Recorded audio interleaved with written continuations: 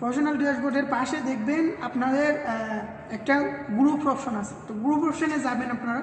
Group অপশনে যাওয়ার পরে অনেকগুলো গ্রুপে জয়েন দিবেন, যেমন follow to follow back, support করলে সাপোর্ট পাবেন, এরকম। তো গ্রুপে যাওয়ার পরে আপনারা কী করবেন, এই গ্রুপের মধ্যে আপনারা কপি করবেন, অ্যাক্টিভ আছি ফলো দিয়ে নোটিফিকেশন, এটা আপনার কি করবেন, কপি করবেন। কপি করে গ্রুপের মধ্যে পেস্ট করবেন। পেস্ট করার পরে আপনার যারা আছে গ্রুপের মধ্যে আপনাদের বন্ধুরা, তারা অবশ্যই আপনাকে এরকম কমেন্ট করবে যে ফলো দিছি, ফলো ব্যাক দেন, এরকম। তো আপনি এরকম করে আপনি আপনার ফেসবুক পেজে ফলোয়ার বাড়াতে পারেন। দাঁড়ান, শেষ হয় নাই কথা, আসল কথা তো রয়েছেই। আসল কথা হচ্ছে, আপনারা যদি নতুন হয়ে থাকেন তাহলে অবশ্যই আমার কথাগুলো মনোযোগ দিয়ে শুনেন।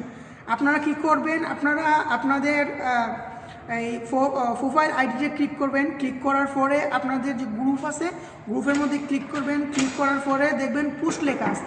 তো পোস্ট লেখার মধ্যে আপনারা ক্লিক করবেন। ক্লিক করে দেখবেন 5, 10, 15 মিনিটের ভিতরে যে পোস্টগুলো আছে, যে ফলো করলে ফলো ব্যাক পারেন, এরকম।